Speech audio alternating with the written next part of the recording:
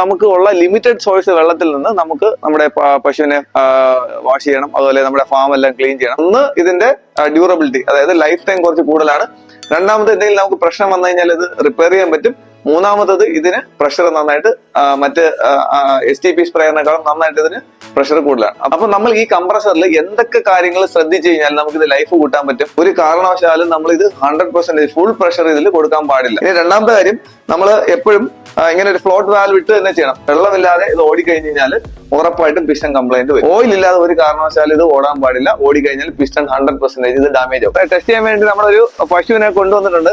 അപ്പൊ പശു കറക്റ്റ് സമയത്ത് തന്നെ ചാണകം ഇട്ട് തന്നിട്ടുണ്ട് നമുക്ക് വേണ്ടി. അപ്പൊ ഈ മാറ്റിൽ നമ്മൾ ഇത് ക്ലീൻ ചെയ്യാൻ വേണ്ടി കപ്പയെന്ന് പറഞ്ഞ തീരും മാക്സിമം പോയ ഒരു 10 ലിറ്റർ കൊണ്ട് നമുക്ക് ഈ ഒരു മാറ്റ് കഴുകാൻ പറ്റും. അത്രയും വെള്ളം കുറച്ച് മതി നമുക്ക്. അതാണ് ഇതിന്റെ അഡ്വാൻറ്റേജ്.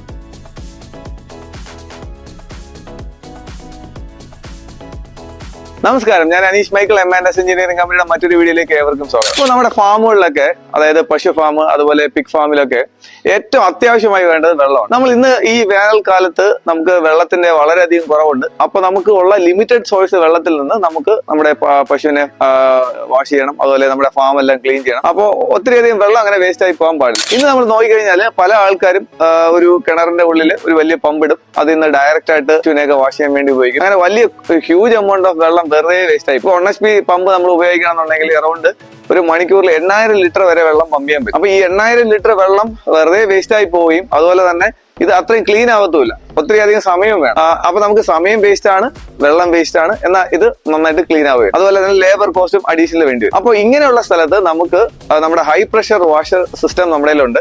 അപ്പൊ ഈ സിസ്റ്റം ഉപയോഗിച്ച് കഴിഞ്ഞാൽ ഏറ്റവും മിനിമലിസ്റ്റിക് ആയിട്ട് ഏറ്റവും കുറച്ച് വെള്ളം ഉപയോഗിച്ച് നമുക്ക് ഏറ്റവും പെട്ടെന്ന് തന്നെ, ഇപ്പോൾ നമുക്ക് നോർമൽ കിണറ്റിൽ ഉപയോഗിക്കുന്ന പമ്പിൽ ഡയറക്റ്റ് ഉപയോഗിക്കുമ്പോൾ 1 മണിക്കൂർ വേണം എന്നുള്ള സ്ഥലത്ത് ഇത് ഏകദേശം ഒരു 20 മിനിറ്റ് മതി നമ്മുടെ ഈ ഫാം ക്ലിയർ ചെയ്യാൻ.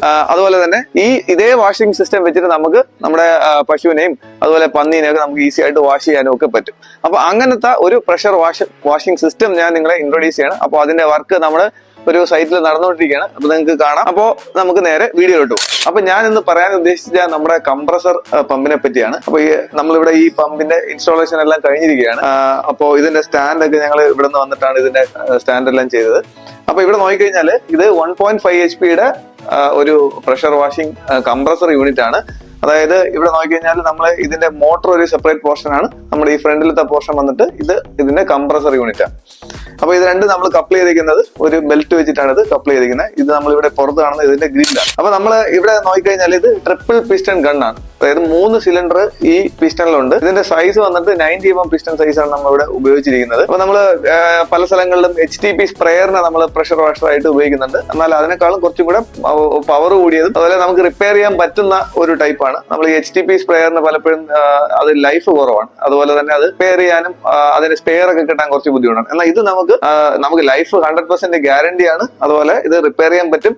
അത് മാത്രമല്ല ഇതിന്റെ പ്രഷർ കുറച്ചും കൂടെ പെർഫോമൻസ് നല്ലതായിട്ട് കൂടുതലാണ്. പ്രൈസും അതുപോലെ ചെറിയ വേരിയേഷൻ ആണ്. അതിനേക്കാളും നമ്മൾ HTP സ്പ്രേയറിനേക്കാളും കുറച്ചും കൂടെ റേറ്റ് കൂടുതലാണ്. അപ്പൊ ഇതിന്റെ സ്പെസിഫിക്കേഷൻസ് പറഞ്ഞു കഴിഞ്ഞാൽ ഇതിന് നമുക്ക് ഞാൻ പറഞ്ഞു 1.5 HP ആണ് ഇതിന്റെ പവർ.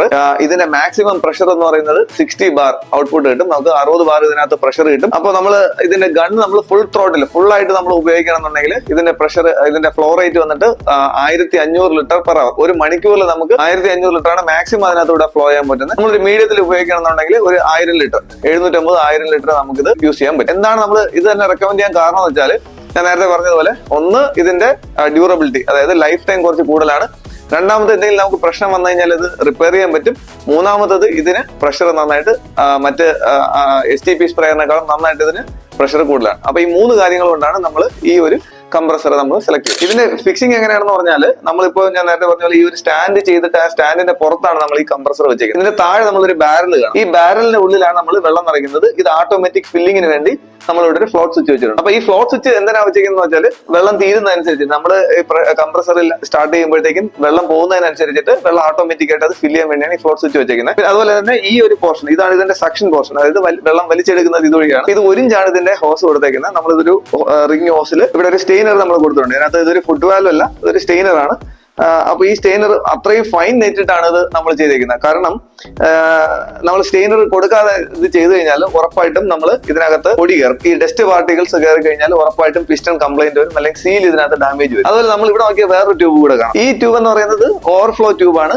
അതായത് നമ്മൾ പ്രഷർ കൺട്രോൾ ചെയ്യുന്ന സമയത്ത് ഓവറായിട്ട് പ്രഷർ നമ്മൾ കുറച്ചു കഴിഞ്ഞാൽ കംപ്രസ് ആവുന്ന വെള്ളം ഡാമേജ് ആവാതിരിക്കാൻ, അല്ലെ പിസ്റ്റൺ ഡാമേജ് ആവാതിരിക്കാൻ വേണ്ടിയിട്ട് അത് ഓവർഫ്ലോ ആയിട്ട് പോകും.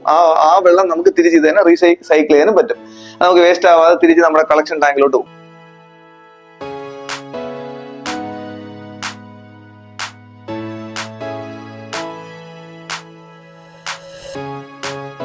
അപ്പൊ നമ്മളിവിടെ യൂസ് ചെയ്യുന്ന ഹോസ് വന്നിട്ട് ഇത് റിജിഡ് ഹോസ് എന്ന് പറയും. ഇത് കാണുന്ന ഒരു ബ്ലാക്ക് റബ്ബർ കോട്ടിംഗ് ആണ്. ഇൻസൈഡ് വന്നിട്ട് ഇത് മെറ്റൽ ആണ്, ഇതിന്റെ മെഷ് ഉണ്ട്, അതിന്റെ ഉള്ളിലാണ് ഇതിന്റെ ട്യൂബ് വരുന്നത്. അപ്പൊ നമ്മളിവിടെ യൂസ് ചെയ്യുന്നത് ഗ്ലോബൽ എന്ന് പറയുന്ന ബ്രാൻഡിന്റെയാണ്. ഗ്ലോബൽ പ്രീമിയം ആണ്, പ്രീമിയം ക്വാളിറ്റി മെറ്റീരിയൽ. 5/16 ആണ് ഇതിന്റെ ഹോസിന്റെ ഡയമീറ്റർ. അതുപോലെ ഇതിന്റെ മാക്സിമം വിസ്റ്റാൻഡിങ് പ്രഷർ എന്ന് പറയുന്നത് നമുക്ക് 400 ബാർ നമുക്ക് ഇതിനകത്ത് പ്രഷർ ചെയ്യാൻ പറ്റും. നമുക്കിത് 60 ബാറേ വരുന്നുള്ളൂ. അതിന്റെ ഏകദേശം 8 ടൈംസ് നമുക്കിത് പ്രഷർ വന്നാലും ഈ ഹോസ് ഒന്നും ചെയ്യത്തില്ല. അപ്പൊ നമ്മൾ ഈ കംപ്രസറിൽ എന്തൊക്കെ കാര്യങ്ങൾ ശ്രദ്ധിച്ചു കഴിഞ്ഞാൽ നമുക്കിത് ലൈഫ് കൂട്ടാൻ പറ്റും, അല്ലെങ്കിൽ എന്തൊക്കെ കാര്യങ്ങൾ നമ്മൾ ഒരു കസ്റ്റമർ മെയിൻ്റെനൻസ് ചെയ്യണം, അതിനെപ്പറ്റിയാണ് ഞാൻ ഒരു 2-3 വാക്ക് പറയാൻ പറ്റുന്നത്. അപ്പോൾ നമ്മൾ ഇവിടെ നോക്കിക്കഴിഞ്ഞാൽ ഇവിടെ ഒരു പോർഷൻ കാണാം. ഇതൊരു സ്റ്റെയിൻലെസ് സ്റ്റീൽ പോർഷൻ ഉണ്ട്.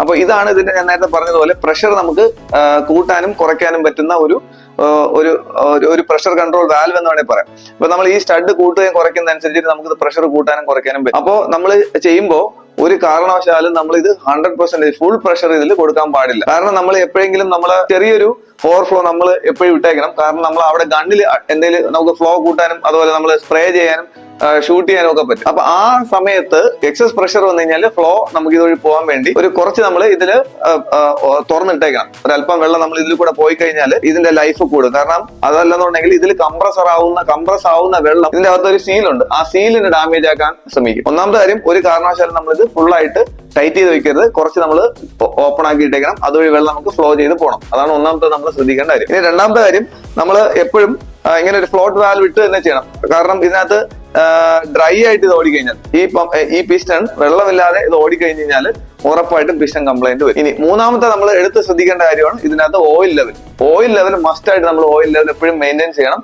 ഓയിൽ നമ്മളിപ്പോ പീരിയോഡിക്കലായിട്ട് ഇത് മാറണം. നമ്മൾ വണ്ടിയുടെ ഒക്കെ എഞ്ചിൻ ഓയിൽ മാറുന്നത് പോലെ നമുക്ക് ഇതിന്റെ പീരിയോഡിക്കായിട്ട് ഓയിൽ മാറണം.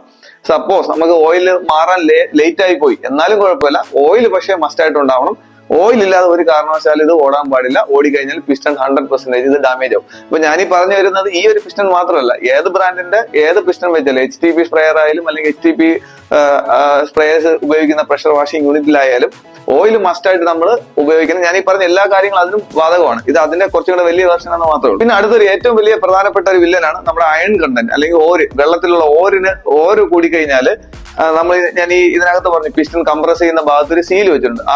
ആ സീൽ വന്നിട്ട് ഓര് കുറേശ്ശെ ഡെപ്പോസിറ്റ് ആവും. അപ്പോൾ ഡെപ്പോസിറ്റ് ആയി കഴിഞ്ഞാൽ അത് നല്ല കുറച്ച പാറ പോലെ ആവുകയും ഈ നമ്മുടെ പിസ്റ്റന്റെ ഉള്ളിൽ സ്ക്രാച്ചസ് ചെറുതായിട്ട് വീഴും. ആ സ്ക്രാച്ച് വീണ് കഴിഞ്ഞാൽ അതുവഴി വെള്ളം അകത്തോട്ട് പോകുക, അല്ലെങ്കിൽ ഓയിൽ പുറത്തോട്ട് വരികയൊക്കെ ചെയ്യും. അപ്പോ ഇങ്ങനെ ഈ പറഞ്ഞ 2-3 കാര്യങ്ങളാണ് ഇതിനകത്ത് മെയിൻ ആയിട്ട് വരുന്നത്. ഒന്നാമത്തത് നമ്മൾ ഒരിക്കലും ക്ലോസ് ചെയ്ത് വെക്കരുത്. രണ്ടാമത്തത് നമ്മൾ ഡ്രൈ ആയിട്ട് വെള്ളം ഓടിക്കരുത്. മൂന്നാമത്തത് ഓയിൽ ലെവൽ പ്രോപ്പർ ആയിട്ട് നമ്മൾ മെയിൻറ്റെയിൻ ചെയ്യണം. ഇത് ഇത്ര നമുക്ക് കസ്റ്റമറിന് ചെയ്യാൻ പറ്റുന്ന കാര്യമാണ്. മൂന്നാമത്തെ കാര്യം നമ്മുടെ കയ്യിലുള്ളതല്ല. അല്ലെങ്കിൽ നമ്മൾ വെള്ളം കൊടുക്കുമ്പോൾ ഓയിൽ മാറ്റിട്ട് കൊടുത്തു കഴിഞ്ഞാൽ ലൈഫ് കൂടും. നമ്മൾ ഏകദേശം ഒരു 20 വർഷം മുമ്പ് കൊടുത്തിട്ടുള്ള പിസ്റ്റൺസ് ഇന്ന് സുഖമായിട്ട് വർക്ക് ചെയ്യുന്നുണ്ട്. അവർ ഈ സർവീസ് സ്റ്റേഷനിലൊക്കെ കൊടുത്തിട്ടുള്ള പിസ്റ്റൺസ് ആണ്. അത് ഇതുവരെ കംപ്ലൈൻസ് ആവാതെ തന്നെ വർക്ക് ചെയ്യുന്നുണ്ട്. അപ്പൊ അവർ ഇത് പ്രോപ്പറായിട്ട് മെയിൻറ്റെയിൻ ചെയ്യുന്നതാണ്. എന്നാൽ ഇതൊന്നും മെയിൻറ്റെയിൻ ചെയ്യാതെ ഒരു 3 മാസം അല്ലെ 6 മാസം ആകുമ്പോഴത്തേക്കും കംപ്ലൈൻസ് വരുന്ന കാര്യങ്ങളുണ്ട്. അത് കസ്റ്റമർ ശ്രദ്ധിച്ച് ചെയ്ത് കഴിഞ്ഞാൽ അത്രയും ലൈഫായിട്ട് ഇത് കിട്ടും. എന്ന് പറഞ്ഞാലും എന്തെങ്കിലും പ്രശ്നം വന്നാൽ നമുക്കിത് സോൾവ് ചെയ്യാൻ പറ്റും. അപ്പൊ നമ്മൾ ഇതിനകത്ത് ഒഴിക്കേണ്ടത് 20-40 അല്ലെങ്കിൽ 40 ഗ്രേഡിൽ വരുന്ന ഓയിൽ മസ്റ്റായിട്ട് ഉപയോഗിക്കണം. കാരണം കുറച്ച് ഇതിനകത്ത് തിക്നെസ് വേണം. സാധാരണ കസ്റ്റമേഴ്സ് എന്ത് ചെയ്യുന്ന പറയുമോ, അല്ലെങ്കിൽ പല ആൾക്കാർ ഉപയോഗിക്കുന്നത് ഇതിന്റെ ഗ്രേഡ് 20-30 അല്ലെങ്കിൽ 20 ടണ്ണിൽ വരുന്നേക്കെ അല്ലെങ്കിൽ 10 ടണ്ണിലൊക്കെ വരുന്ന നോർമൽ ഓയിൽ, അല്ലെങ്കിൽ ഇത് റീസൈക്കിൾ ചെയ്ത് വരുന്ന വളരെ തിന്നായിട്ടുള്ള ഓയിൽ യൂസ് ചെയ്യും. അപ്പൊ അത് പെട്ടെന്ന് തന്നെ കറുത്തു പോവുകയും അതുപോലെ തന്നെ നമ്മുടെ പിസ്റ്റൺ ഡാമേജ് ആവുകയും ചെയ്യും. അപ്പൊ നമ്മൾ എപ്പോഴും തന്നെ 40 ഗ്രേഡ് SI40 ഗ്രേഡ് അല്ല, അതായത് നമ്മൾ 1040 ഡീസൽ എഞ്ചിനിൽ ഉപയോഗിക്കുന്ന ഓയിൽ ഒഴിച്ചാലും മതി, ഒരു കുഴപ്പമില്ല. ആ ഓയിൽ നമുക്ക് ഇതിനകത്ത് സേഫ് ആണ്. ഡെയിലി 2 മണിക്കൂർ യൂസ് ചെയ്യുന്ന ഒരു കസ്റ്റമറിന് നമുക്ക് ഒരു 6 മാസത്തിൽ ഇത് ഫസ്റ്റ് ഓയിൽ ചേഞ്ച് ചെയ്താൽ മതിയാവും. ടൈം കഴിഞ്ഞ് കഴിഞ്ഞാൽ നമ്മൾ ഒരു വർഷത്തിലൊരിക്കൽ മാറി ഓയിൽ ഒഴിച്ചാൽ മതി, വേറെ പ്രശ്നമൊന്നും ഉണ്ടാവും. നമ്മൾ കൂടുതൽ ഉപയോഗിക്കുന്ന ഒരു പിസ്റ്റൺ ആണെന്നുണ്ടെങ്കിൽ കൂടുതലായിട്ട് ഒരു ദിവസം നമ്മൾ മണിക്കൂർ കണക്ക് ഉപയോഗിക്കുന്നുണ്ടെങ്കിൽ എവരി 6 മന്ത്സ് 6 മാസത്തിൽ നമ്മൾ ഓയിൽ മാറിപ്പോയി കഴിഞ്ഞാൽ അത്രയും നന്നായിട്ട് പിസ്റ്റൺ ലൈഫ്. കംപ്ലീറ്റ് വർക്കും കഴിഞ്ഞതിന് ശേഷം നമ്മുടെ പാനൽ ബോർഡ് വെച്ച് കഴിഞ്ഞു. ഇപ്പൊ നമ്മളിവിടെ ക്രോംപ്ടൺ ബ്രാൻഡിന്റെ ഒരു പാനലാണ് യൂസ് ചെയ്യുന്നത്. ഇപ്പൊ ഇതിനകത്ത് നോക്കിക്കഴിഞ്ഞാൽ MCB പ്രൊട്ടക്ഷനും കോണ്ടാക്ടർ പ്രൊട്ടക്ഷനും ഉണ്ട്. അതോടൊപ്പം തന്നെ നമുക്ക് ഇതിനകത്ത് ഡിജിറ്റലി ഇതിന്റെ വോൾട്ടേജും കറണ്ടും ഒക്കെ നമുക്ക് ഇവിടെ ഡിസ്പ്ലേയിൽ കാണാൻ പറ്റും. അപ്പൊ ഞാനിത് മോട്ടോർ ഓൺ ചെയ്യാൻ പോവാണ്. അപ്പൊ ഇവിടുത്തെ വോൾട്ടേജ് വന്നിട്ട് 224 വോൾട്ടേജ് ഉണ്ട്. അതിലെ കറണ്ട് വന്നിട്ട് ഇപ്പൊ പമ്പ് എടുക്കുന്ന കറണ്ട് 3.3 ആംസ് ആണ്. Voltage 224 volt. കറണ്ട് ഇപ്പൊ 5 ആംസ് ആയിട്ടുണ്ട്. അത് 3 ആംസിൽ നിന്ന് 5 ആംസ് ആയി. 5 ആംസ് ആയെന്ന് വെച്ചാൽ കംപ്രസറിൽ അത് ലോഡായി, നമുക്ക് കാണാതെ. അപ്പൊ നമ്മുടെ പമ്പ് ഓൺ ചെയ്തു. അപ്പൊ നമ്മുടെ ഈ ഫാമിൽ ശരിക്കും ഇതൊരു പുതിയ ഫാമാണ്. ഇതിന്റെ ബാക്കി പശുക്കൾ ഇവിടെ നമുക്കൊരു 25ഓളം പശുക്കൾ വരും. അപ്പൊ നമ്മൾ ഇതിപ്പോ ടെസ്റ്റ് ചെയ്യാൻ വേണ്ടി നമ്മളൊരു പശുവിനെ കൊണ്ടുവന്നിട്ടുണ്ട്. അപ്പൊ പശു കറക്റ്റ് സമയത്ത് തന്നെ ചാണകം ഇട്ട് തന്നിട്ടുണ്ട് നമുക്ക് വേണ്ടി. ഇത് നോക്കിക്കഴിഞ്ഞാൽ ഇതല്ലേ അലുമിനിയം ഡൈകാസ്റ്റഡ് ആയിട്ടുള്ള അഡ്ജസ്റ്റബിൾ ടൈപ്പ് ഗണ്ണാണ് നമ്മളിവിടെ ഉപയോഗിക്കുന്നത്. ഇതിൽ നമുക്ക് പ്രഷർ കൂട്ടാനും അതുപോലെ തന്നെ പ്രഷർ കുറയ്ക്കാനും പറ്റും. നമ്മുടെ മാറ്റും തറയും ഒക്കെ കഴിയുന്ന സമയത്ത് നമുക്ക് മാക്സിമം പ്രഷർ ഉപയോഗിക്കേണ്ടി വരും. എന്നാൽ നമ്മുടെ പശുവിന്റെ പുറത്ത് വാഷ് ചെയ്യുന്ന സമയത്ത് പ്രഷർ കുറച്ച് മതി. അപ്പൊ ഇവിടെ നോക്കിക്കഴിഞ്ഞാല് ഇത് പശുവിന്റെ നമ്മുടെ ഇവിടുത്തെ ഈ തൊഴുത്തിലിടാൻ വേണ്ടി വെച്ചിരിക്കുന്ന റബ്ബർ മാറ്റുകളാണ്. അപ്പൊ ഈ മാറ്റിൽ നമ്മൾ ഇത് ക്ലീൻ ചെയ്യാൻ വേണ്ടി കപ്പയെന്ന് പറഞ്ഞ് തീരും. മാക്സിമം പോയ ഒരു 10 ലിറ്റർ കൊണ്ട് നമുക്ക് ഈ ഒരു മാറ്റ് കഴുകാൻ പറ്റും. അത്രയും വെള്ളം കുറച്ച് മതി നമുക്ക്. അതാണ് ഇതിന്റെ അഡ്വാൻറ്റേജ്.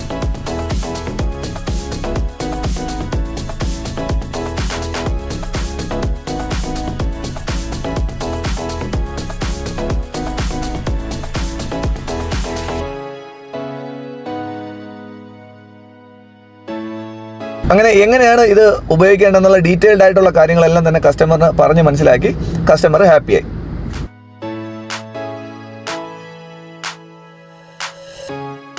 അപ്പൊ ഇന്നത്തെ വീഡിയോ ഞാൻ ഇവിടെ വൈൻഡപ്പ് ചെയ്യാണ്. അപ്പോൾ നിങ്ങൾക്ക് വീഡിയോ ഇഷ്ടമായെന്ന് ഞാൻ വിശ്വസിക്കുകയാണ്. അപ്പൊ ഇതിനെ പറ്റിയുള്ള നിങ്ങളുടെ സംശയങ്ങളും അതുപോലെ നിങ്ങളുടെ സജഷൻസും ഞങ്ങളെ തീർച്ചയായിട്ടും അറിയിക്കണം. നിങ്ങളുടെ കമന്റുകളായി, ലൈക്കുകളായി, ഷെയറുകളായി ഞങ്ങളെ സപ്പോർട്ട് ചെയ്യണം. അപ്പോൾ ഇങ്ങനത്തെ വീഡിയോസ്, ഇങ്ങനത്തെ ഈ വർക്ക് ചെയ്യാൻ വേണ്ടി, അതായത് പ്രഷർ വാഷിംഗ് സിസ്റ്റം ഫാമുകളിലോ, അതായത് പശു ഫാമുകളിലോ അല്ലെങ്കിൽ പന്നി ഫാമുകളിലോ ഒക്കെ നിങ്ങൾക്ക് ചെയ്യണം എന്നുണ്ടെങ്കിൽ തീർച്ചയായിട്ടും ഞങ്ങളെ കോൺടാക്ട് ചെയ്യാവുന്നതാണ്. ഞങ്ങൾക്ക് മെറ്റീരിയൽ മാത്രമായിട്ടാണെങ്കിൽ അങ്ങനെ സപ്ലൈ കിട്ടും.